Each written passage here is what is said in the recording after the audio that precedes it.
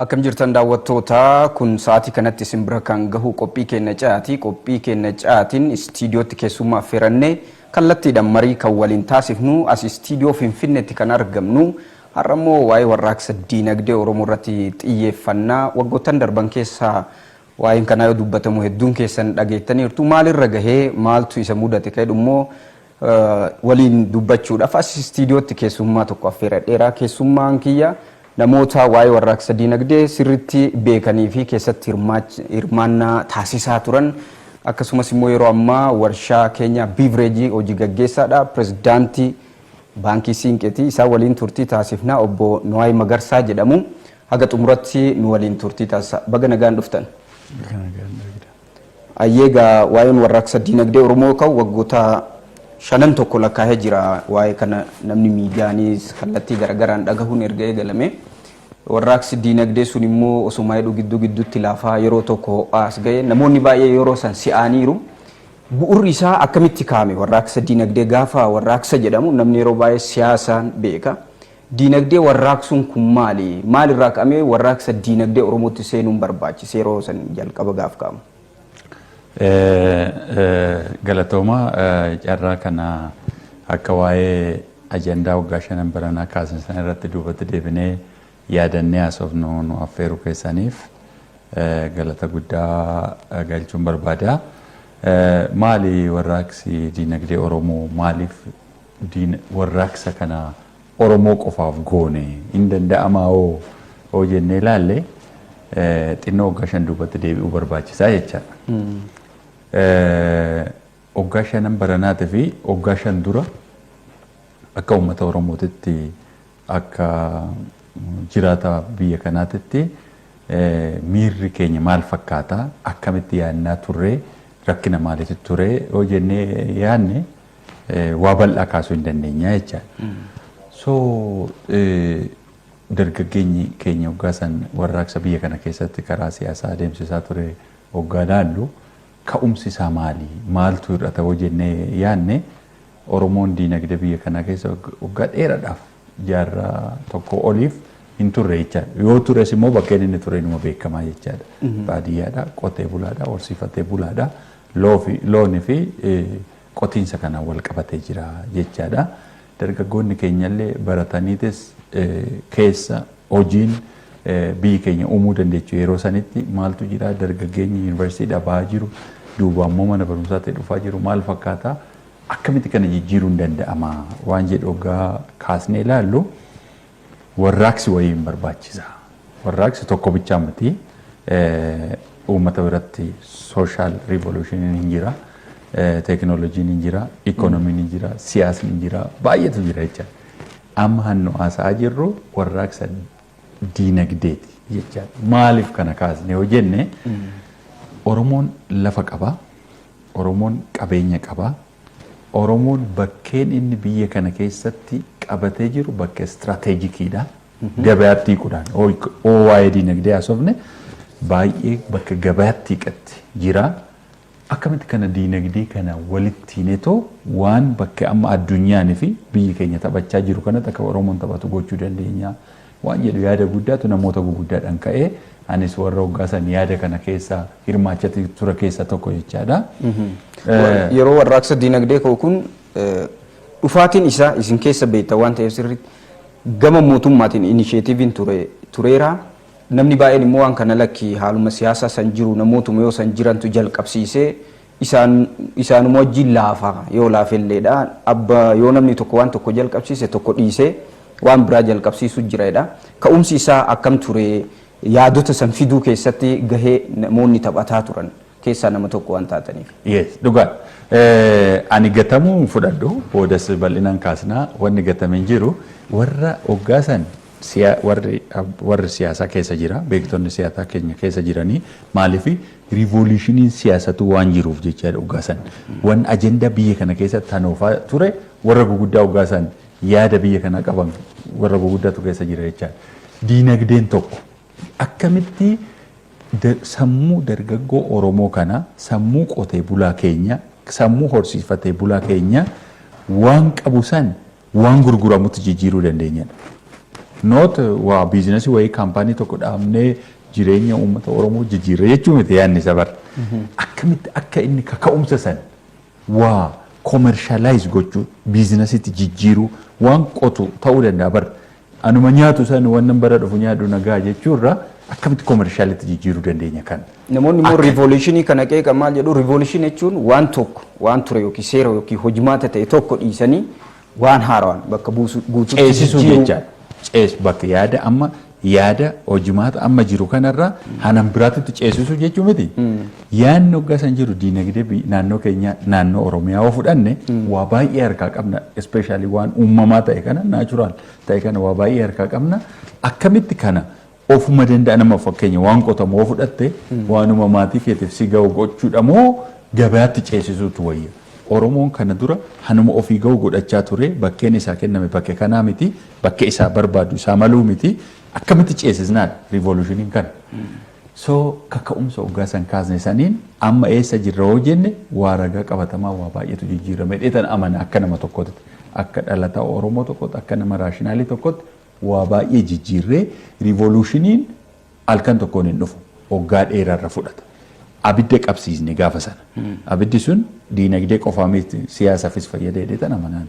Kan nama har'a jiraatuttis akka nama gaafa san yaaduu danda'uttis warra tiimii isaa warraaqsa keessa jiruuttis abidda san qabsiisnee jirra. Abiddi sun diinagdee qofaa miti siyaasaafis ta'ee jira waan jedhu namoota. Waa waliigala tettaniin gaafa waan san kaaftan Oromiyaan haala qabatamaa ishiin qabduun guddinaalee garagaraatti qabeenya garagaraatu jira waan ta'eef yaadotuma muraasa turan yookaan dhaabbilee maqaan isaanii gaafa warraaqsi ka'u muraasa kana moo waliigala Oromiyaan bakka jirutti diinagdee naannoo jiruun kanatu isa barbaachisa waan jedhu ka'e moo waanuma muraasa achi keessaa fudhatan.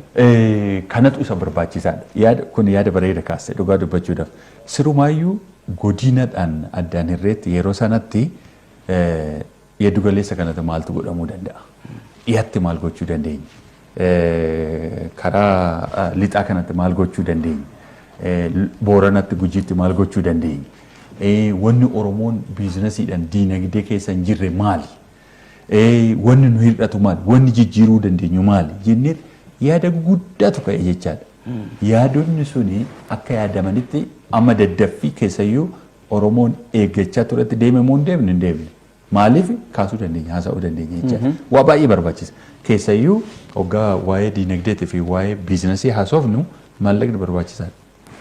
Maallaqni gamisni isaa uummata irraa dhufa, abbootii kana keessatti hirmaatu irraa dhufa, gamisni isaa baankii irraa dhufa.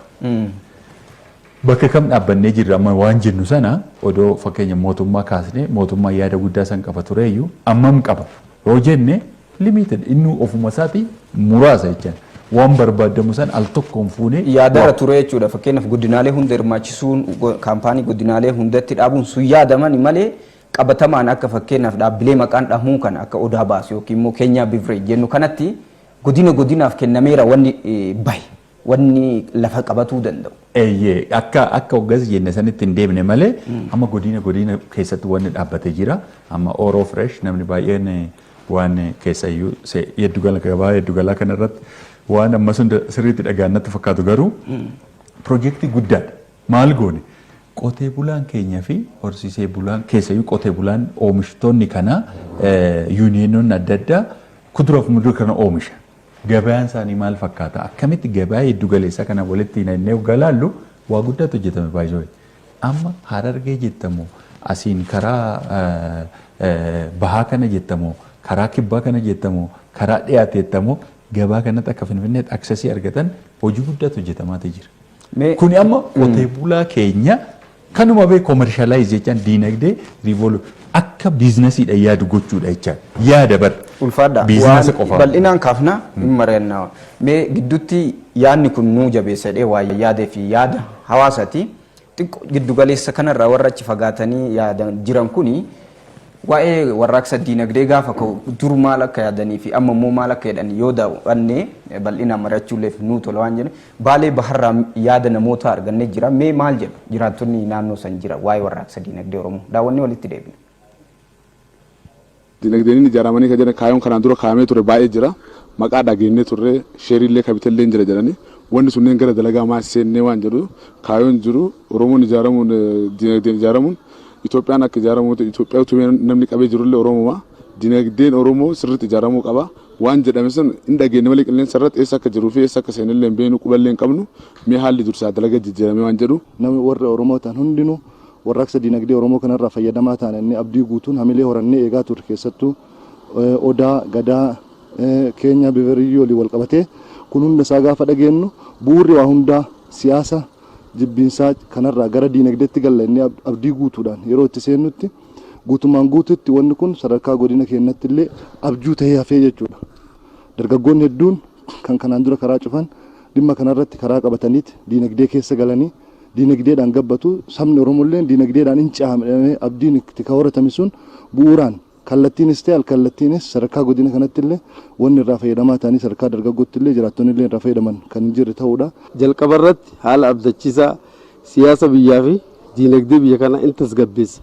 Oromiyaa bira dabree waan jedhu abdii qabaachaa turre ta'ee garuu akkuma dhageenyetti wanni bakkeewwan garaagaraatti wanni akka tiraakteera qotee bulaaf waan wal qabate wanni jalqabbiin bareedaa ture tokko mul'atee ture haa ta'u wanti sun akka yaadama isaa eebbisaa kan fakkaatu san akkuma yaadametti rarra'ee hafe kun ammoo yeroo ta'anu keessatti uummanni Oromoo bal'aan abbootiin qabeenyaa akkasuma hoggansi olaanaa fi haga sadarkaa hundatti jiru dhimma kanaaf xiyyeeffannaa olaanaa kennee dargaggoonni keenya humni bal'aan biyya kana jijjiiruu danda'an hojii dhabeeyyii ta'anii bakka hafanitti bal'inaan hojjechuu akka danda'anii fi tokko taanee warraaqsa dinagdee yaadamee ture san qabatamaan hojiitti galchuudhaaf dinagdee keenya cimsuun akka nurra jiruu fi. Egaa wanni amma duratti kaasaa turre kanaa walitti dhufa. Naannoo muraasatti akka yaadamne wanni kun warshaalee muraasa yookiin dhaabbilee muraasa 4-5tti dhaabbatee godina biroo akka hin ilaallannetti akka hin kaaneef godinaaleen garaagaraa haala kanatti odeeffannoo isaatu amma dhabanii hanga wanni sun eessa dhaqe dura akka kaaneera dargaggoo keessa akka ka'umsi tureera amma immoo daganneera gurraa dhageetti dhabnee ijaan waan ilaalluun argine jedhanii kaasan. Sadarkaa kanatti godinaalee biroo ofirraa kan dhiibe ture immoo maaltu hanqisee waan muraasatti isa kaase yaada hagas ga'u san. Yes. Laaliga amma kana wanni mari'achuu qabnu Oromoon an sirriitti hubachuu qabu vicious circle kana jechaadha. Waan xaxamaa kana argite namni asitti amma kun hamilee nama tuqa argite namni baay'ee ifaajaa jira. Ani kanatti ragaan baay'ee jechaadha. Uummanni keenya immoo achi badee bakka waan yaadne sun hafee jedhan. Inafne bara. Wanni nu rakkise waan hin arginiif egaa isa bira hin geenne amma godina haala godina isaaniitti waanuma xiqqoo yookiin qabatamaan warshaan asitti ijaaramu bira gahuu baatus wanni sanii wal fakkaatu isaan biratti waan hin mul'atiniif. Maali seete kana maa eegasu revolution hin barbaadu bar eega guyyaa tokkotti waggaa tokkotti waa mul'isu warna amma keenyaa fudhatte piroojeektii biliyoona 12 bar akkam gootee argisiisa. Naachuraal uumamni isaa yeroo sirraa fudhata booda hin kaasna. Tattaafachaa jirra. Revolutionii nu hanjenne kanaaf bar eega waggaatti waa uumu eega ji'atti waa uumu bar revolutioniidhaan barbaachisu bar. Wanni dhabneeyyuu jaarraa tokko ol wanni rakkannee duubatti hafnee bar biizinasii bira hin jirruuf. Biizinasiin qarshii barbaada bar. Oromoon qarshii hin qabu. Oo barbaadde keenya babareechaan sirriitti nan beeku isan hoogganaa ture waan ta'eef nama 5,000 sheerii bitate. Bitadhaa jennee miidiyaadhaan himne namuu kana ragaa ba'a. Nama 5,000 keessa namni 2,700 qarshii 10,000 bitate sheerii. Piroojeektichi biliyoona 12. Mee 2,000 irraa nama 2,700 irraa 10,000 baay'ise meeqa dhufa? Hin ta'u bar hin dhaabbattaa jechaadha. Dirqamtee dhaabbatta.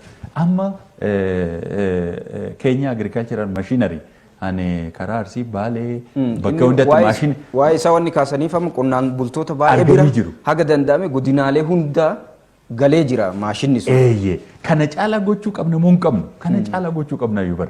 Uummata qotee bulaa Oromoo waliin gahuu qabna. Maaltu nu dha'u? Humna dhabnee bar. Revolutionize gochuu qabna. Nu biizinasii keessa hin jirru. Waa uumuudhaaf humna hin qabnu kan jedhee waggaa 5 baranaa kaasne bar. Waan akkanaa fiduuf. Amma maaltu nu qabe?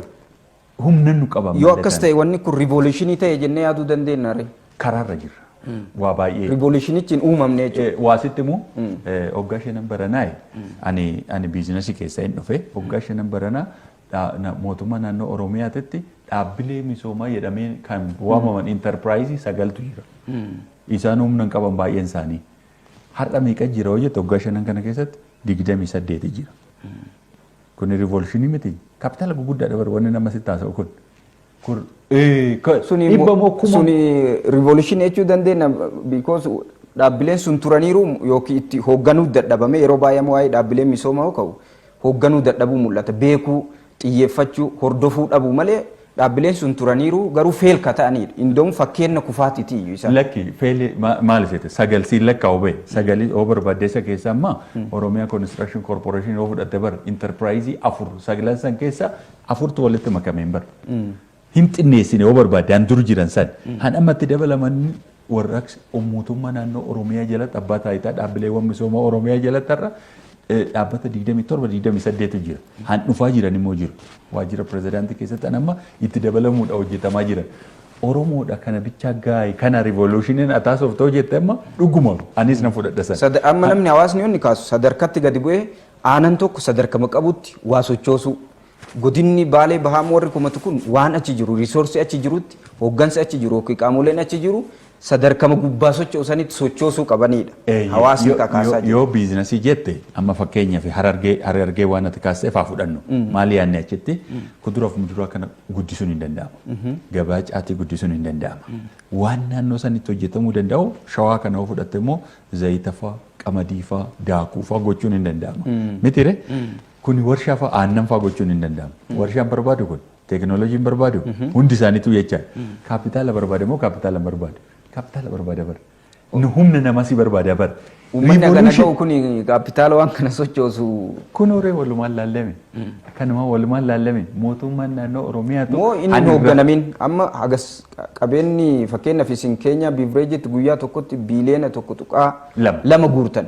Kuni sadarkaa biyya kanatti hin baratamne. Waadaa galame. Waadaan kunuu hin jiru biyya kanatti guyyaa tokkotti. Yeroo kana qabeenyi hin jiru jechuu dandeenya. Namni hagana fide kunis Oromoo maami? Meeqatu walitti bahee yoo jette suni waadaa galame beekadhu. Ani amma nan bitadhaa siin jedhe gaafa san. Oromoo Economic Revolution gaafa jennu yookaan warraaqsa dinagdee Oromoo jennee gaafa kaasnu akkamitti kaasne isheeti. Seera biyya kana keessa hin jirre Public Private Partnership Ingiliffaan mootummaadhaa fi abbootii qabeenyaa walta'iinsa isaanii walitti finneeti kaapitaala uumnee diinagdee Oromoo kana jijjiirraa. Diinagdee irrayyuu galii fi maal bu'aa fidee odoo hin ta'in yaada uummata keenya akka karaa sallaalee ofii kaka'eetti seenu goonaa jenne. Mitire gaafa walitti finnu amma namni baay'ee mootummaa naannoo Oromiyaa hamachuu danda'a. Hamataa jira malee. Amma waan amma haasofne kanaayyuu hanka'e kiisha mootummaa naannoo Oromiyaa keessaa bahee baay'ee. Uummanni gaafa isa walitti bahee fakkeenyaaf Keenya yoo fudhatte gara biliyoona tokko fi miliyoona 200tti waadaa galame. Waadaa galame naa qabadhu kan hin kafalamne waadaa galame. San keessa amma waggaa hin hordofne. Amma waggaa 5 baranaatitti amma waggaa 5 baranaatti waadaa galame gaafa kun torba guyyaa 3-4 booda waggaa 5 guuta keenya jecha qarshiin waadaa galame san keessa hanguutu kafale mootummaa bichaadhaan dhaabbilee misoomatii fi mootummaa naannoo Oromiyaatirra warra gaafas waadaa galetu kafale. Warri dhuunfaa kuni naqee didee maqaa kaasuun hin danda'ama garuu barbaachisuu malee kun immoo xinnoo ishii kafaleet dheef. Rakkichi amma yeroo baay'ee wanni akkasii yoo ka'u namoonni baay'ee nama dhaabbilee akkasii yeroo riivolushiniin ka'u sheerii bitatanii maallaqa muraasa kafalanii baay'een hagana kafaleen narraa hafee jedha dhaabbilee garaagaraa yeroo san ka'e keessatti. Wanni kun maaneej godhuu dadhabuudha kan agarsiisu. Hoogganuu dadhabuudha moo sirnichi haara waan ta'eef akkaataa sanii wal simsiisuun dadhabameeti namoota kanarraa qabanii xumuradhu jechuun hin turre gidduutti laafiinsi waan tureef namnis wanni kun nyaatameera yookiin diigameera akkuma baratan bakka karatti hafeera jedheet birrii hafteeyyuu tana achiin dabarsu jedhee ka qabate baay'ee jira. Ka qabate jira. Ani amma fakkeenya ana tura gaa baabar amma keenya waldaa aksiyoona dhugaatiiwwan keenya akkansiin jedhe kana ani odoon achitti taasa'eera natti tura piroojeektii guddaadha inni. Akkansiin jedhe kana gaafa guyyaa gimmaasha keessatti qarshii biliyoona 1 fi miliyoona 200 waadaa galame. Ganama sa'a 3 amma sa'a 7tti jedha beek. This is amazing. Biyya kana keessatti ta'een beeku isa dura. Waggaa 5 bara duraan ta'e. Namoonni waadaa galan kun ayyaana laallatan jechuudha. Maal taasise siifan fita. Gaafa akka faranjiitti gaafa eebila guyyaa tokko ta'e jedhamani uummatatti baasne waan san. Amma waggaa 3 darbe kana uummata keenya takka takkaan bilbilee jirra. Takka takkaan teekestiitti barreessinee jirra. Warra guguddaatti xaalayaa barreessinee jirra. Parsentii 30 waliin kaffalle. Warri waadaa gale sun jecha. Kaapitaalichi meeqa hojii investimentii guutuusaa meeqa barbaada yoo naan jette biliyoona 11 fi miliyoona 400 toora san. Toora biliyoona 12 jennee fudhachuu hin dandeenye akka nuti salphatu jecha.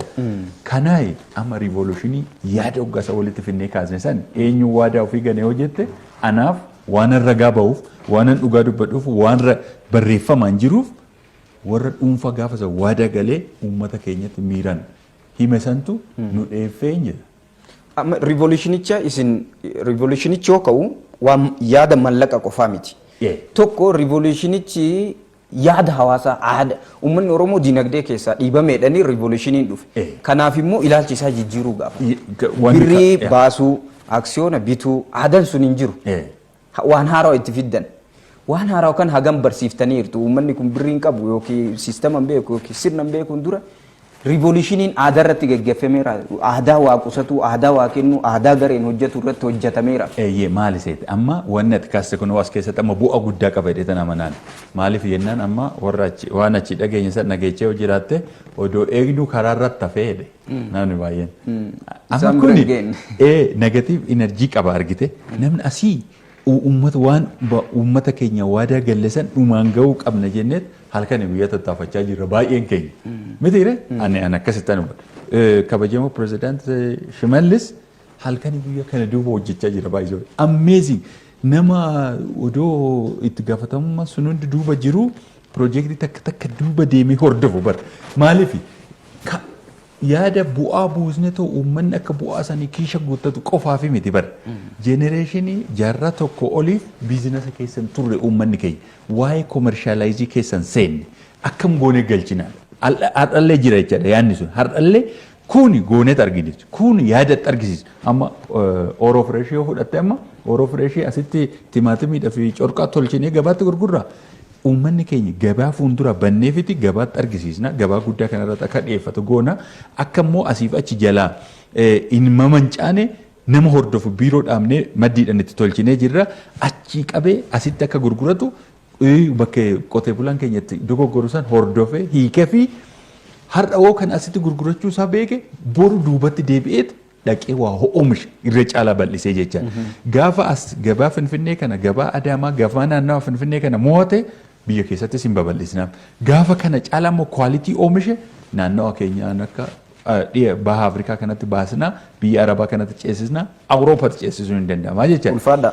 Han isaa ta'u immoo achi galtee qotee bulaa sanii ta'u immoo duuba achi as fuunee qotee bulaadha dhiyeessinaa jecha. Bal'inaan akka kaafnuuf mee ammas yaada jira. Kallattii garagaraan waan hawaasni jedhu haa dhageenyuti. Hawaasni maal yaada waa'ee kennaa isin immoo maal jechaa jirtanii haala qabatamaa akkamii keessa jirtan warri guyyaa guyyaadhaan hojicha keessa jiru.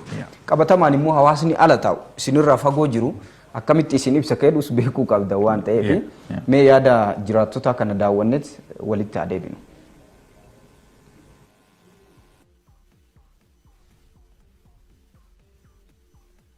Dhiyeessii adda addaa inni qabatee ittiin hojjechuu danda'u haala mijeessuufi. Tajaajila liqii argatee illee liqiidhaan hojjechuu kan danda'u gochuu. Dabalataan immoo miira ammayyummaa uummata kana keessattuu jalqaba yaada kan jiraatu qabu. Yoo yaadni jiraate jedhee namni waa hojii kalquu danda'a. Isa kana uummata keessatti sadarkaan akka dammaqu gochuun kuni barbaachisaadha kan jiru kaasuufan. Dhugaadha danqaa ta'a liqaan wal qabatee namni kan inni gara hojiitti galuu danda'u maddi faayinaansii jiraachuu qaba. Madda faayinaansii yeroo argatu bakki inni itti hojjetu jiraachuu qaba. Waan hojjete sana immoo oomisha ta'uu danda'a, wantoota gara biraa ta'uu danda'a. Gara gabaatti illee dhiyeeffatee immoo gabaa fooyya'aarra immoo hojjechuu danda'uudhaa qaba. Kanaaf kan akka madda faayinaansii dhabuu, kan akka bakka itti hojjetan dhabuu kun liqa garaagaraa dhabuun kun rakkoo danqaa fi rakkoo diinagdee Oromoo isa hangafa ta'uudhaa danda'a. Garbuun maqaalee garaagaraatiin giddugala qorannoo garaagaraatiin bahan bakka kanatti baay'inaan faca'u jechuudha. Sanarratti illee xiyyeeffannoo galchuudhaan warshaalee biira oomishaniif dargaggeessi gurmaa'ee karaa ittiin warshaa biiratiif dhiyeessu odoo haala sassan mijeessanii mootummaan xiyyeeffannoo itti kennee kanarratti hojjetee taanaan carraan hojii dhabdummaa furamuu danda'a. Rakkoo gufuu hamaadha. Gabaan hin jiru, Salaaleerra gabaan aannan hin jiru. Gabaan garbuu biiraan warshaan biiraa biyya kana hin jiru, warshaan aannanii biyya kana hin jiru. Asii fe'ameet aannan bitameet kiiloomeetirii 125 fe'ameet deemee achitti gurguramaa dhugaa gurguramu sun immoo gatii gahaadhaan qotee bulaa kana kaffalamee achitti deemee gurguramuu hin danda'u. Akka mootummaatitti oomishaa jechuun gaarii ta'ee gabaa barbaadanii wal quunnamsiisuun rakkoo guddaa. Warraaqsi diinagdee uummata Oromoo waan jedhanii gurrumaan dhageenya. Yaa'u miidiyaa keessallee adda addaan dhageenya. Garuu nu biratti inni hojiirra ol tokkollee hin jiru. Naannoo horsiisee bulaatiin wal qabatee jiddu galeessaa yoo wal qabsiisne ilaallamu naannoon horsiisee bulaa kun haal jireenyaatiin illee moobaayilii waan ta'ee jiraatudha. Garuu maqaan dhageenya malee jijjiiramii inni dhufee uummata kan irratti fidu jiru homaayyuu hin garre. Akkuma duraallee hin tuqama wanni warraaqsaa wal qabatu kun wanni danqinoo irratti ta'uu jiru fakkeenyaaf wanni warraaqsaa kun dargaggoota gurmeessanii hojii galchuu fi faayinaansiin illee waan barbaachisu deeggaru. Kuni ammoo gara kennaa yoo ilaallu hin gurmoofnaa yoo birrii ammoo liqee gaafannu fakkeenyaaf liqeen kan namtu kun inni tokkoffaayyuu waan hedduu piroosesii hedduu keessa dabartee dhufta. Achiin dhufteen dudduuba ammoo akka malee si dadhabsiisaa yeroon itti si kennanillee dheera. Yeroo dheeraa fudhanna. Yeroo dheeraa fudhatu sun irratti illee ammoo birriin si kennan sun iyyuu birrii akka malee muyooti. Waan homaayyuu namni hin hojjechiifne argite. Dargaggoota akkasiin hojiitti galtu ka gurmeessan ta'e sababa waan liqeetiin wal qabatuu fi dargaggooni hojiitti galee ooma hojjechuu hin danda'a. Kennammoo naannoo gammoojjii tana horiin durii jirullee gisee gadduu yookaan hoolaan bade yookaan hoolkiin bade. Wanni nageenyi illee kee bubbu'eetiin rakkisallee tanallee wal qabate guddoo ta'e nagwa aasaa biyyaaf kennan leenjii biyyaaf kennan leenum kennanii malee hojii ammoo argateetiin ergalee keesseeneetiin irratti hirmaatee keesseenee irra qooda argatiin qabu jiran. Kaapitaalii ammoo waan taphaatiin nama jijjiirama. Namni yoo kaapitaalii hin qabne yoo ikoonoomikaalii hin qabne yoo deebi'eetiin investimentii tokko hin qabne yoo waan abbaa qabeenya wal ijaaraniitiin hin sochoone namni jijjiirama hin jiru. Jijjiiramallee qarbuur qaraa sun jijjiiruu mala namallee nam gammoojjii sunillee akkuma kaachii sun callaatti xiyyeeffataniini garanallee xiyyeeffatanii akka nu ilaalanii jedhu. Poolisiin bahuu qabdi. Poolisiin horsiisee bulaa keessa bahuu qabdi. Naannoo horsiisee bulaatiif bahuu qabdi. Horsiisee bulaan poolisii isaa gandisaatti taa'ee jiruuf jireenya kan kee akkamtaatti jijjiirata jedhee isirra ka'uu qaba.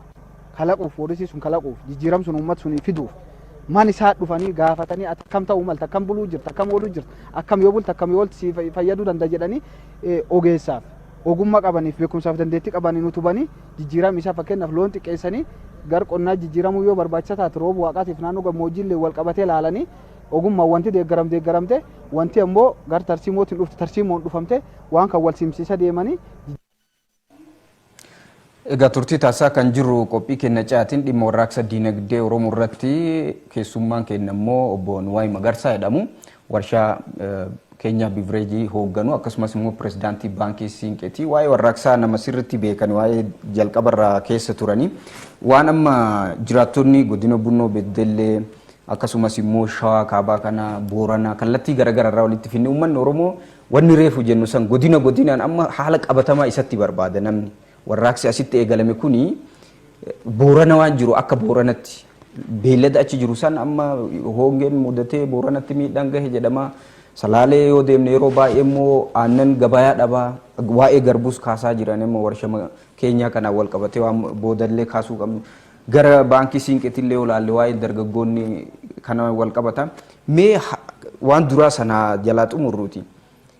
Haala qabatamaa godinaa kanatti fakkeenyaaf Salaaleetti maaltu ta'uu qaba godina Shawaa Kaabaatti Booranatti immoo gadi buusuu warraaqsa kana iddoo ta'e wayii dhaabbilee muraasatti waan rarra'ee hafee wayii fakkaata. Kanaaf namni milkoofnee dhee kaasa waan ta'eef. Dhugaadha. Amma waan uummanni jechaa ture san dhaggeeffadhee jiraanii wanni isaan kaasan sun dhuguma bira dhuguma hundumtuu nus kanumatti amanna han itti kaanes mootummaan naannoo Oromiyaatii fi abbootiin qabeenyaan naannoo Oromiyaa hoggaasa walitti gurmaa'ee ka'eefis kana takka jennee jalqabnee uummata keenyatti argisiisanaadhaaf malee torbanitti waggaatti hiikna jechuu miti.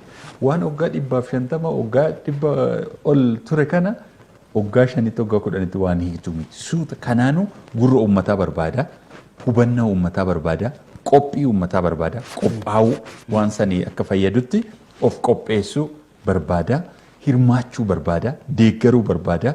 Oduma ta'uu baateyyuu waan deemaa jiru fa'aa hin ta'a hin dhufa akka maal sin gargaaru hojjennee harka wal qabachaa deemne wanni sun irra cimee dhufa malee han isaan kaasan dhuguma bar chaalenjiinis kanuma maal jedhe amma namni tokko waggaa dubbatu faayinaansiitu hin jirre dargaggoota gurmeessu faayinaansii mootummaa jechaan uummata bar mootummaan nama dhuunfaa miti uummata uummanni kaapitaala eessaa dhufa jedhe galii uummata irraa gurramu kan irraa dhufa bar mootummaan naannoo Oromiyaa bajeta qaba. Gaafa riivooluushinii kana kaaftan Oromoon kaapitaala akka harkaa hin qabne lafa hin qaba qabeenya uumamaa hin qaba garuu siistamaan dhiibamaa waan tureef imaammanni tarsiimuu waan isa dhiibuuf kaapitaala akka harkaa hin qabne hin beekamu. Waan san akkamitti furuuf karoorfattan gaafa?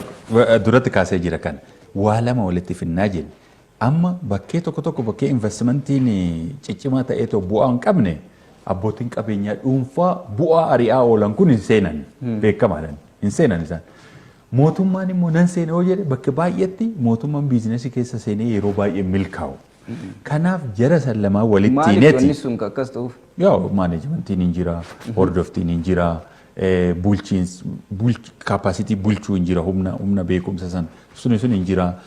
Attenshiniin mootummaa immoo waan akkana kana keessa seenee yeroo baay'ee maaliif kanaa miti mootummaan bakkeen inni fokkasitti godhu. Yoo jara lamaan kana walitti finne mootummaan kaapitaala hin baasa bakka seenu san birookiraasiidhaan hin gargaara bakka keessayyuu bakka biizinasii guguddaa riiskii itti fudhatan kuni anamma akka keenya kana yoo fudhatte amma kaapitaala guddaa barbaada kun teekinooloojii guddaa barbaada kun warra dhuunfaa organaayiz godheetan itti seenu dhoota siin seenu maaliif wanni xiqqoon bu'aa boruma fiduu waan jiruuf isa ari'an inni immoo uummata keenya kana hojii uumuudhaaf diinagdee bu'uurarraa yaada fiduu saniif rakkina uumaa jira amma namni kaasaa ture duratti keenya baay'ee keenya nama olmoos finnee jira waldaa dhugaatiiwwan aksiyoona keenya jechaan finnee jira booda hin kaasne dheetan abdadha garbuu irratti hojjechaati jira garbuun keenya jalaan odoo hin ta'in GIZ kan dhaabbata biyya Jarman kana qabannee ofuma warri gorsitoonni keenya tokko qo'annaa karaan biraatiin seenanii akkamitti karaa dhiya shawaa kana karaa asii gadi horroo guduruutti gadi qabate kaaba shawaa qabate garbuu kana sanyiin kennamee fi qotee bulaan gurmaa'ee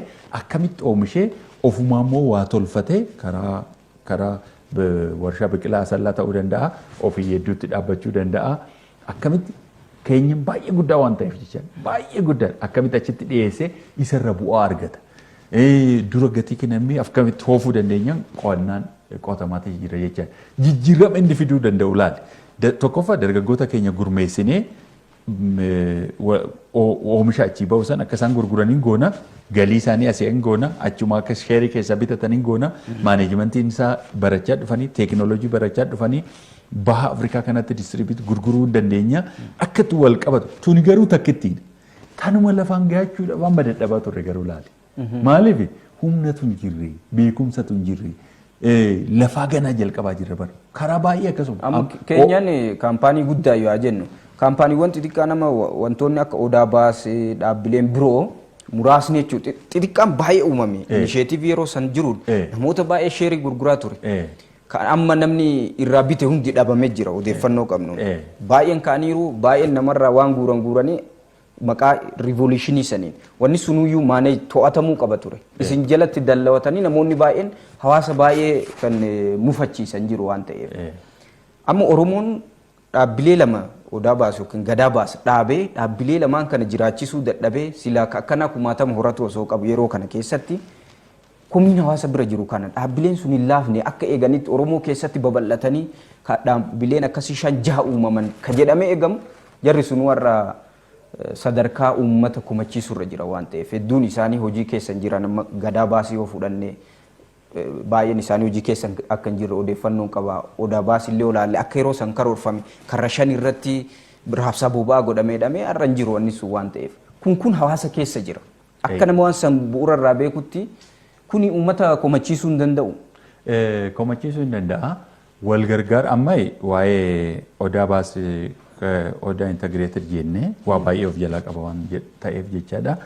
Garuu akka foormulaan isaa akkam goone hoggasan waldaa aksiyoonatiin gurmaa'an hundi isaanii keenyaa kanas fudhadhu walaabuu fudhadhu mee fakkeenya warraaqsa diinagdee Oromoo keessa tokko waan dhaabbate bahe piroojeektii biliyoona 2 olii walaabuutu ijaaraa jira keenyaarra. Kun kufa innee taasifna. Kana caalaa biliyoona gurguddaa ijaaraa jira kaampaanii sun jecha umurii isaa fudhata waggaa 5 bichaan. Keenya agriikaalcharal maashinii Shaashamannee jiru san laale haa xiqqaatu haa baay'atu malee uummata keenya maashinarii inni kwaalitii maashinii sanii ilaali joondiroo wajjin deemaa jiran tattaaffii isaanii ilaali. Odaa hoo fudhatte uumamumaa tiraanispoortiitu siiriyees maaneejimentii barbaada. Waan biyya keenya keessatti deemu kana wal qabsiistee olaalte karaa nagaa karaa olaalte ispeer paartii isaanii olaalte ispeer paartiin hardi karansiidha wal qabata fooren karansii tana wal qabatti rakkina biyya keessa jiru laali. Oggaa 3-4 darbe kana biyyi keenya maal keessa darbe rakkinuma kana keessatti garuu wanni ciccima kana hannu jechuu qaban oggaadhaa fi oggaa 2 oggaa 5tti riivoluushinaayis hunduma gochuuf mitaan seenne sammuu uummata keenyatti amma gaafii kaasaa jira barra uummanni akka kana kaasuu barbaada. Uummata kakaasuuf. Kakaasuuf. Garuu uummata hin kakaafne wanni sun gaama. Kunoo malee oggaatti gaafattu. Uummanni inuu abdii irraa murree jedha wanni sun achi buuteen isaa miila bakar waaree taate jedha jira waan ta'eef.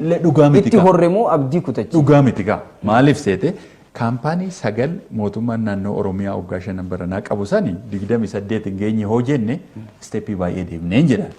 Kaampaanota qabanne san walaaboo fudhatte for example amma walaaboo tokkicha san fudhadhu har'a piroojeektii koonistirakshinii biliyoona meeqa toofaa jira.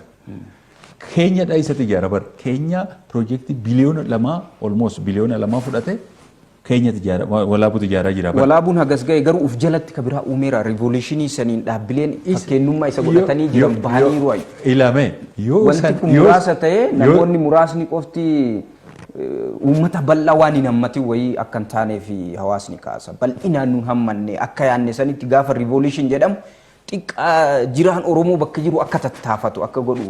Yoo akkasiimaa riivoluushiniidhaan barbaadu bar. Riivoluushiniin bar yaada ignaayit gochuudha malee kunimmaa walaabuun akka yaanne sanitti construction management kaampaaniin biraa mana ijaaru hammeeshaa ijaarsaa gurguru hammeeshaa ijaarsaa biyya alaatii fidu an ijoollee kuni humna gaafataa bar. Humni sun immoo overnight hin dhufu halkan tokkicha wanna finnuu miti yeroo irra handeemu jechaadha. Ani warraaqsa diinagdee Oromoo yoo jedhinaan jette foormulaa isaa jijjiirrate malee akka dura kaane abbootii qabeenyaa dhuunfatii fi mootummaa walittiinet poolisiidhaan deeggaraatii tireeningii adda addaatiin deeggaraatii kaapitaala adda addaatti fidaatii deemna han jenne sun sirumaayyuu inumaayyuu hin daraaree hin guddate malee akka uummanni nama sammuudhaa qabu sanatti gadi hin buune hin jedhan. Maali aan achitti gadi bu'e? Abbootii qabeenyaa keenya hirmaachisnee too mootummaa deeggarree beekumsa abbootii qabeenyatiif kaapitaala isaaniirraa eeggamus fuunee mootummaan immoo akka birookiraasiidhaa fi kaapitaala nu gargaaru tireeningiidhaan nu gargaaru biyya alaa kana walitti dhiuudhaan akka nu gargaaru jenne san keessatti abbootii qabeenyatu dhuunfatu amma eeggame san steppiin keessatti as tarkaanfachuu dadhabe malee wanni yaaddame sun deema jira. Akka nama naannoo kana oolutitti deema jira. Uummanni immoo deemaan jiru jedha. Kan walitti araaramuu qabna waan ta'eef. Uummanni maayi? Amma fakkeenyaaf uummanni Harargee jiru deemaan jiru yoo jedhe, Baalee deemaan jiru yoo jedhe, Bunnoon deemaa godinni Oromiyaa irra hedduun deemaan jiru yoo jedhe isin deemaa jira jettan. Bal'ina nu gaafate. Garamitti deemaa jira kan uummanni kun hin argine. Thank you. Waanuma tokko haasa'aa jira. Uummanni bal'ina nu gaafate bara. Nu bira haa ga'uu jedhe. Nu bira ga'uu dhufu. Gara isaaniitti maa gaddeemuu dadhabire. Humna gaafata kaa. Hanuma amma lafaa kaasne kan ammaan keenya sana hin jenne sani oggaa 4 keessatti uummanni gaafa isa walitti dhufeetoo 1.2 biliyoona 1 fi miliyoona 200 walitti buuse suni oggaa 4 keessatti miliyoona 300 qofa buuse. Do you believe? Maal goota amma kana? Piroojeektii biliyoona 12 gaafatu ati miliyoona 300 walitti buustee nyaatamee badee du'e jetta mootummaan tattaafachaa jira akka kunillee baasnee irra almost keenya nama walitti dhuu malee wanni almost miidiyaadhaan darbatu. Wanni mootummaan jechuun wanni isaa sanii hin dhiphisne dhaabbilee muraasa irratti rarra'uun kun solo sadarkaa xixiqqaatti haguma humna hawaasatti gadi bu'anii waan naannoo sanii jiru dargaggoo walitti gurmeessanii waan xixiqqaa haala humna jiruun kaapitaala jiru waan socho'uu danda'u borummoo waan guddatu wayii uumuu irratti ufin dhiphifne bakka naannoo muraasatti rarra'uun hin jiru. Hin dhiphifne waggaa 5 keessatti kaampaanii 9 turte sanuu 4 bakka tokkotti walitti maknee meeqatu 5 taatee mi'aan dur jirtu. Har'a 28 toora 28 jira bar 30 jira an teebilii irrammoo jiran jira. Waggaa 5 keessatti waan biyya kana keessatti deemaa jiru san irraanfachuu hin qabnu bar. Waggaa 5 kana maal keessa dabarre Oromoon kana irraanfachuu hin qabu. Ani isan jedha bar. Oromoon jarri si amma warri biyya bulchaa jiru kuni akka nama biizinasii tokkootti akka nama toora san hojjechaa jirutti gargaaraa jirutti halkanii guyyaa hojjisanii nu hojjisiisaa jiranii nama muraasa beekumsa namni amma beektonni keenya Oromoo waggaa fudhatte ani dhiifama naa godhi malee itti qanii gargaaru nu irra komachuutti irra baay'ata malee ana dabalatee. Hin dhiibamneedhu isaan gaa. Ufitti nu qabne. Nu harkisaniiti waan qabnu ganneetti seennati malee. Waan qabnu bakkee teessoo teenyu san kanuma nu wayya hoo jenne kootta dhufanii na harkisan odoon jedhanis hin dhufu bar. Wanni dhufe yaa dhufu wal gargaarra bakki jiru tanatti. Waan isin naa kaaftan kanaaf mee waan galtee ta'u ittillee aannee mari'annaa waan jedhee yaadeef yaada wayii dargaggootuma waa'ee warraaqsa diinagdee kana keessatti hirmaannaa godhanii fi waan amma kaafne kana nu guddisee irratti mari'atuu dandeenyu daawwannee walitti adeebinu yaada isaanii waa'ee keenya immoo bal'inaan kaafna. Inkaas. Ayyee. Sochiilee warraaqsa diinagdee kun bakka hundaa'u mul'achaa turanii dargaggoonnis bifa ijaarameen bifa adda addaatiin gara diinagdeetti akka galan mootummaanis qaamni gargaraanuttis sochiin diinagdee kun godhamaa ture.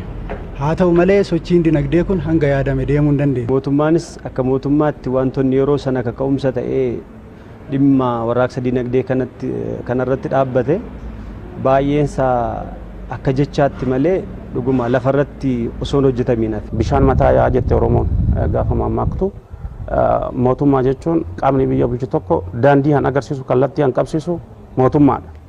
Uummanni keenya kaleessa maal keessa ture har'a maal keessa jira borhoo maal ta'uuf deeme addunyaa haadha jirtu sana wajjin wal qabsiise maal gochuun qabaa kan jedhu qaamni biyya bulchu irratti hojjechuu qabaa jechuudha. Kanaaf diinagdeen Oromoo jaarraa tokkoo fi walakkaadhaa ol tumame nu duras qaamni nu caala beekumsa qabu baay'een irratti dubbachaa turre kana waan irra deemnee tumnu hin qabnu. Garuu amma falli isaa maal inni jedhee mootummaan irratti xiyyeeffachuudha. Rakkoon akka mootummaatti jiru maal inni waldaan kamuu ni dhaabbata waldaa sana duuba deemanii akka qaama biyya bulchuutti akkasiin jedhe sana bishaan mataa yaa waan ta'eef mataan isa waan ta'eef duuba deemee hordofuu laaluu deeggaruu kanaaf akka mootummaatitti hir'ina jira. Kalammataa sapaareet godhanii ilaalu siyaasaa fi diinagdee gargar baasuudha kan bu'aa qabu.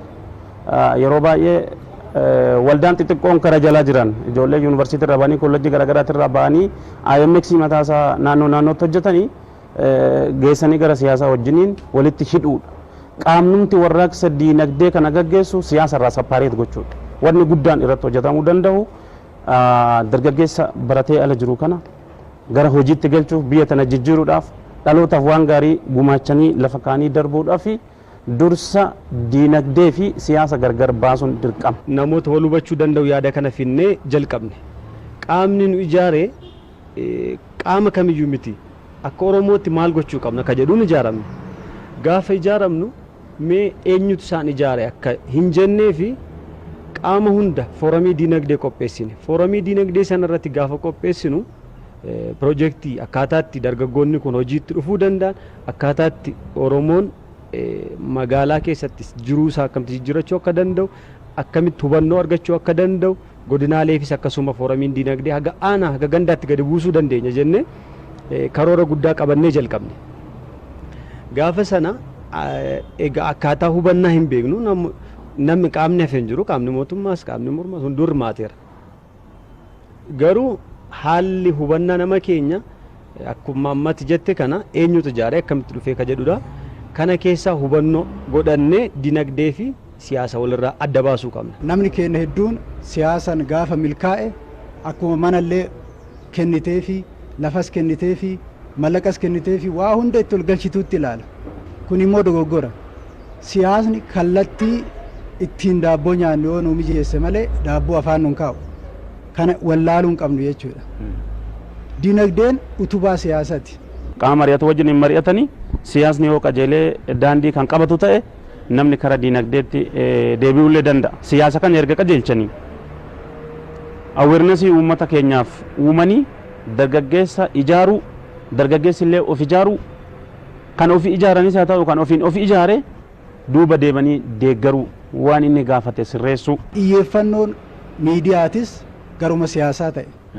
Miidiyaalee hedduu ni hubannaa yeroo deemnee dubbisnettis jira miidiyaan dhimma dinagdeef xiyyeeffannoo kennu baay'ee hin mul'atu.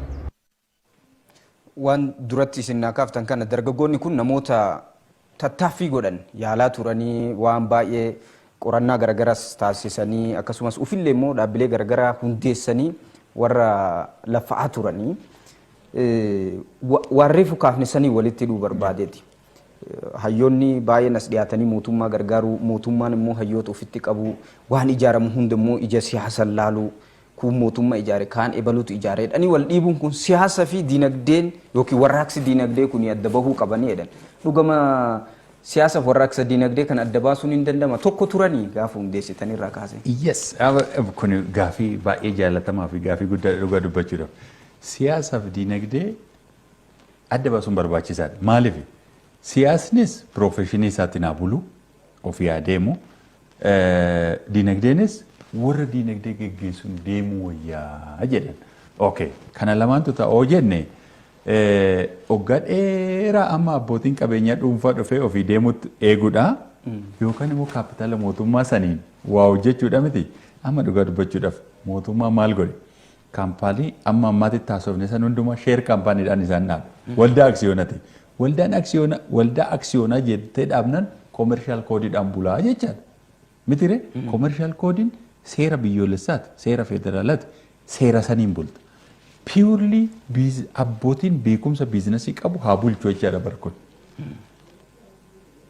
Cubbuu akka hin dubbanne jechaadha yookaan siyaasuma waa barbaanneetti dhuu akka hin taane jechaadha. Wanni garaagarummaa qabna amma mootummaa naannoo Oromiyaa fudhadhu. Waan amma ammaatti taasifne sanii akkuma dargaggoonnis jiraattonni naannoo Oromiyaattis jedhetti maaltu dhabame? Faayinaansii dhabameemi. Sinqee dhaabne biyya kana keessa kaapitaala lammaffaa natti fakkaatu. Kaapitaala. Baankii baay'ee guddaa ta'uu fi pirezidaantii kabajamoo pirezidaantii Shimallis amma bakkuma deemanitti waa'ee baankii kanaatti dubbatanii itti qusadhaa baankii kana bira kaawwadhaa fuudhee dhufaa jirra. Maaliif? An dhabne faayinaansiidha. Rakkinni keenya meeshaa biyya alaatti galchuudhaaf kadhaa jilbiiffannee biyya kana keessa faayinaansii argachuudha amma rakkannu namni hunduminuma beeka. Yoo mammoo dhayixee tokko kadhatte illee akka amma namni tokko achi keessa dubbate kaasee jira. Daftee illee hin argattu jedha. Maali diigna? Warraaqsa diinagdee naannoo Oromiyaa kana hoggaa jennu hanqinni keenya maali jennaan warra abbootii qabeenyaa dhuunfaa walitti harkinnaan akkuma duratti kaasisan ta'e. Mootummaan ofumaatti seenee tattaafachaatii jira. Beektota kadhateetis maal godheetis kaffaltiin namni alatti argatuu fi naannawaa sanitti ittiin barame addaanii nama warra dhuunfaa amma ofitti nuun harkisan jedhan kana kaffaltiidhaan illee walitti dhufuun baay'ee rakkisa jecha. San kadhateetuma fudaatii jira. Faayinaansii akkamitti fiduu dandeenya? Naannoo keenya keessa qarshii jirtu baankii keenyatti walitti qaqqabne guddina diinagdee naannoo keenya kana warraaqsuun hin danda'amaadhaan baankii kana fuunee dhufne jechaadha. Uummanni naannoo Oromiyaa, uummanni Oromoo amma rakkoo jiru kan fura baankiin kun amma komii dargaggoonni argitanii mireefu kaapitaalli hin jiru jedhan abbootiin gadallee namoonni garaagaraa isinis kakaasaa turtan kaapitaala rakkoon. Dargaggoon immoo faayinaansii liqii bakka hundatti waa'ee liqii kaasa. Fakkeenyaaf waan fudhannu qonnaan bultoota mootummaan naannoo Oromiyaa inisheetivii fide keessa qonnaan bultoota investimentiitti ceesisu waan jedhamu jalqaba. Qaama riivolushiniiti kunillee warraaqsati. Qonnaan bultoonni hedduu dubbiseeraan. Qonnaan bultoonni ce'an sun liqii dhabaniiti rakkataa kan jiran yoo fudhan. Haa investi godhu jedhamee lafti kennamee fi propoozaala meeqa barreessanii baankilee hedduutti dhiyeessine dhabnee jedhan. Tokko Oromoo duris ka dhiibe imaammataa rakkoowwan akkanaati har'as haalli mijaatan sun hin jiru waan ta'eef waan kana furuu keessatti isin hagam itti deemtaniiru dargaggoota biraan faayinaansii ga'u irratti baankiin keessanuu hagam deemeera baankiin siinqee hagam deemu yaade bu'amuu hundeeffame duris uummata keessa waan jirtaniif.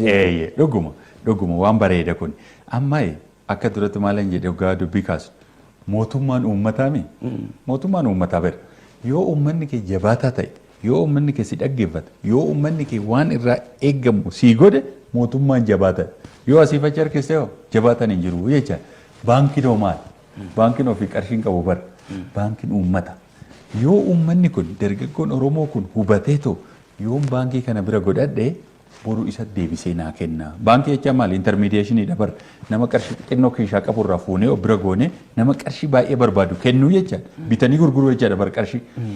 Yoo ati asiin godhatini wanni sii kennu hin jiru jecha waa asiin hin galchi wanni asiin baasu hin jiru jecha. Ammas dargaggoon abbaan qabeenya Oromoo keessa jiru uummanni Oromoo baankii kana bira qarshii godhate ijoollee isaatti ittiin jijjiira. Amma ijoollee biizinasii hojjechuudhaaf gugurmaanii odoo sammuu qabanu, odoo beekumsa qabanu, odoo fayyaa qabanu, odoo fedhii qabanu faayinaansii dhabuudhaan duubatti hafan san innis ammas immoo waggaa tokkotti waggaa shanitti an ta'uu miti. Waggaa guddachaa dhufe, waggaa yeroon dabalaa dhufe wajjumaan ati yoo as keessa sintee biizinasii hojjettee biizinasiin kee guddate qarshii guddistee baankii keessa godhatte an akkasii anan biraa uumati inni waggaa walitti dabalamaa dhufe guddachaa deemaa. Oromoo Economic Revolution yookaan warraaqsa diinagdee Oromoo jenne sana Oromoo qabeenya isaa kan akkamitti commercialize goonaan jennu san dhugoomsinaa jechaa. Kun maal barbaada? Wal bira dhaabbachuu barbaada. Wal hubachuu barbaada. Kaayyoo san barbaada. Jarjaruun hin ta'u bara. Jarjartus dhiistus inni yeroo ofii gaafata. Amma waggaa shanitti namni nu bira hin geenye ka'ee ture fashalaa'eedha. Hin fashaluuf. Amma humna jiru saniin waan godhamu. Fashalaa'uu dhabuu isaa jechuun adeemsa irra jira. Harkifateera. Harkifatee jira. Hawaasni yeroo eegetti ho'iinsa yeroo san tureen abdii yeroo san horateen dhugama nama waggaa shan irraa tureef. Eessa dhaqee odeeffannoo isaa yoo dhabuu yookiin isin dhoksitanii hojjetaa jiraattu ta'a. Uummata kanatti waa mul'ifneetuma dubbanneettanii dhoksuu dandeettu. Nama ala taa'uuf immoo wanni sun dagatameera iyyuu jedhe. Dhugaan gara lachuu jirti waan ta'eef waan kana walitti araarsuun. Lammaffaa waan duratti kaafne san amma siyaasaaf diinagdee siyaasummaan Oromoo kun diinagdee Oromoo irratti dhiibbaa hin finne. Isin akka nama achi keessa jirutti akka nama diinagdee hojjetutti firiidha siyaasni dhiibbaa amma hin qabu. Amma keenya na gaafatu. Hankaanii akkuma jirutti ta'e jecha dhugaa dubbachuudhaaf. Amma keenya kana keenya waldaa aksiyoona dhugaatiiwwan keenyaa jechuu keenya hektaara 110 irra jira. Maashinii qofa teekinooloojii dhugaatiiwwan kana oomishu qofa yuuroo miliyoona 90 bitan. Mootummaan qarshii uggasa waadaa gale san caaladhaayyuu waa baay'eedhaan gargaare. Waa baay'eedhaan jechaan akka fiixa bahu. Keessa seenetoo akkanan jedhe godhi jedhee mootummaan hojjette anatu ragaa ba'aa keessa jiru. Profeshinii gaafate. Saniinuu faranjoota qacarre bara. Mootummaan nama mallaqa gan itti baasee boru waan kana akkana haa ta'u jechuu hin danda'u jechuu dandeenya. Abbaa aksiyoonati bara. Kanaaf. Atuu abbaa aksiyoonaa taate dhuftee bara harka baastee akkana ta'uu qabaa hin jetta bara. Inni roolii taphachuu qabummaa inuma taphata bahe abbaa aksiyoonati. Abbaa aksiyoona sheerii waan qabuuf sagalee saniin dubbata bara. Inni dirqama. Sanimmaa taanaan abbaan qabeenyaa kuni amma seera koomershaal koodiitiin bula. Sana keessan bahin malee profeshiniidha jechaadha. Siyaasni bee amma odoo siyaasni jiraachuu baate odoo kaka'umsa kana uufuu baate kaampaanii haa xiqqaatu anama ammatti haasofne kana dhaabna maan dhaabin waggaa 100 kan argite. Amma namni wanni kaasuu fuusaniif gaafa siyaasni waan kana ho'ise hin ho'a. Gaafa warri siyaasaa laaffise immoo hin laafaadha. Han ammaa kana yoo namoonni ta'e wayii dagatan ka hojjetu hundiin dagata waa'ee sanii. Akkasitti amma hawaasnis kaasaa kan dura ho'eera yeroo ta'e wayiitti hin qabbanaa'ee kanaafuu warri siyaasaa kuni fedhii irraan qabanii akka waan lagatanii wayiitti fudhatamee hawaasa keessa ka jiru kana. Hin qabbanaa'ee sanaan hin fudhanne ammallee. Maa hin qabbanaa'ee hin ho'eere jechuu dandeenya reegan qabbanaa'u. Lakki xinnooyi akka ooyirni waggaa 5 baranaatti hin kaasa suni. Parpaziin biraallee qabaa bara. Siyaasa waggaa san deemaa jiru sana gurmiyan ta'e kana bara maaliif kana irraa hafan. Biizinasooticha hoo waggaa san siyaasa kaasnee dhiisnee hojjette hangaafas jalqabne hunduu jiru bara. Keenya walaabutu ijaaraa jira bara. Isa qofaa miti kaampaanii 28 anama teebilii irra jira waraqata seenuudha jiran odoon lakkaa'in toora 28 waraqaa jira bara. Dhaggeeffannee hanuma jiru san galateeffannee itti fayyadamnee han dhufummoo qophoofnee wal qopheessuudha malee hannurraa eegamu maaliif abaarra? Silaa reefuun uyyuu wani baay'ina. Abaaruu osoo hin taane amma hawaasa bira ka jiru abdii irraa horanne san haga barbaanne nuun deemneedha malee wanni kun dafee akka dhumee bu'aa arguudha. Hawwiin hawaasa keessa jiru. Ilaali. Jibbiinsarraa miti. Jibbiinsarraa miti maali dhagaa turre miti. Garuu isaaf immoo gurmiin uummataatu hin barbaachisa. isinumarra kaasuu barbaannee bar gaafa waldaa warraaqsa diinagdee Oromoo kana jalqabnu ashii bakka wayitii fuunee goona jechuu miti bar gurmeessineeti yaada wajjin jijjiirradha. Eenyutu irra deema hoo jenne bar uummanni amma san deeggaree itti qeessirumayyuu as ijjatee too waan goonee hin jedha dhugaa dubbachuu waan barbaachisuuf jecha mootummaan humna qabuu fi siyaasa qabu sani odoo siyaasa kaan taphachaa jiru wanna inni godhetu irra ammuma kana caala gochuu qaba. Sa'aatii keenya dhumaa waan jiruuf waa'ee keenya irratti haa xumurru isinis kallattiidha waan ilaallatuuf keenya namoota hagamtu namoota akkamiittu bitate aksiyoona isaa amma yeroo jedhamu sarara warraaqsi kun namni baay'een akka keessatti Oromoo bal'aa akka namoota biroo dureeyyii muraasa 3-4 walitti qabanii kaampaanii tokko ijaaruun ni danda'ama. Hawaasa gadi bu'aa sadarkaa gadis jiru hirmaachisee Oromoo hundi hirmaachisee aadaa san Oromoo akka barsiisuuf yaadame. Garuu immoo keenya kana keessatti namootuma humna qaqqabutu itti timee jedhama. Hagam kun dhugaa miti. Tokkoffaa naannoo Oromiyaa guuturraa bitatan. Oromiyaa bichaa miti raayyaadhaallee bitatanii kibbaallee bitatanii bakkeen jechaan an Oromoo ta'e maaliif Oromootu dhaggeeffattee dhufe gaafa san jarri kaan ereguun dhaquu jedhanii dhiisan jechaan. Nama 5,000 amma ammaatti naannoo harka jiru nama 5,000 aksiyoona kana bitate jechaadha yeroo san. Nama 5,000 kana Oromiyaa irraa walitti qabnee mallatteessinee seera ayyama baafachuu san keessa dadhabbiinsa nama dafqisiisa dhugaa jechaadha. Baay'eedha namni 5,000. Baay'ee miti bakka immoo Oromiyaa guuturraa bakka wayititti walitti finneetoo seera guuchisuudha ammoo amma inni nama dadhabsiisu laaluu. Baay'ina Oromootiin miiliyoona bitatuun qabu ture namni baay'inni miiliyoonni 1 miiliyoonni 2. Bulchiinsa isaatiin namatti hin tolle malee miiliyoona 10nis 20nis 50nis yoo bitatte bee Oromoo miiliyoona 50 ol hin danda'ama. Garuu waggaa biizinasii bulchitu seerri hin jiru. Isin hifattanii xiqqeessitanii. Lakki nu immoo miidiyaadhaan himneemi. Baankii damee 700 olitti baankii Oromiyaa, baankii Kooperaatiivii, baankii Awaash kana kanatti bee miidiyaadhaan himnee gurgurree barra dhoowwiin qabu. Namni waggaa san humnuma qabuu fi fedhii qabuu fi hubannoo qabuu nan bitate. Kaapitaalli immoo hin guuta seera jira jechaadha seera waan deemnuuf jechaadha. So sana keessaa namni ammoo humna ofiitiin bitatee kaampaanichi immoo humna inni gaafatu jira jechaadha. Akka duratti jenne sanii bar namni 5,000 san keessa toora namni 2,700 10,000 bitate. Mee baay'isi kanaan laali amma dhufu. Kaapitaalli eeyyama baafachuudhaaf illee miliyoona 400 gaafate. Yoo kaampaanii waldaa dhugaatii kana maaliif ijaarra hoo jenne Oromiyaa keessa gabaan jira. Gabaan Finfinnee fi Oromiyaa walitti hidhamee parsentii 70. Itoophiyaa kana keessa waa dhugaatii biiraa alkoolii hin qabne bishaan maal kana waggaa ilaalte gabaan bakkeen itti gurguramu eessa hoo jettee ilaalte Oromiyaa fi Finfinneetu parsentii 70 dhiyeenya qabus gabaa guddaan Finfinnee waan ta'eef Adaamaa fa'a tooruma kana waan ta'aniif jechaan. Amma kana hoo fudhattee ilaalte gabaan nutu tajaajilaa jira nummoo keessaa oomaan qabnu. Ani itti gurguramu qabnu gabaan keenya abbaan qabeenyaa immoo achi keessa hin jiru. So bu'a qabeessa waan kuni tokkoffaa dargaggoo Oromoo gurmeessinee harraabsollee isaanii. Kaasuu barbaade reefus kaasaa ture dargaggoonni oomisha jirraa walitti nu hidhanii garbuu bakka garbuun jirutti akka waan sanii dhiyeessin. Boru yeroo baay'ee wanni akkanaa hin hojjetama namoonnummaan humna qaban faddaaltonni hedduu seenanitti istiraakcharii isaa ijaartaniirtu akkaataa itti dargaggoon Oromoo kanarraa fayyadamu. Wanni fixuuf deemnettaniirtu adeemsarra akka jiru quban qaba. Har'arraa qophaa'eera Oromiyaa guutuurratti waan kana karaabsu dargaggoo jala wanni qopheessitan jira. Eeyyee kana kaayyoon isaa saniin dhufe gurmeessuun garuu kana booda jechaadha. Maaliif amma bee harkalii guyyaa namni rafu hin jiru.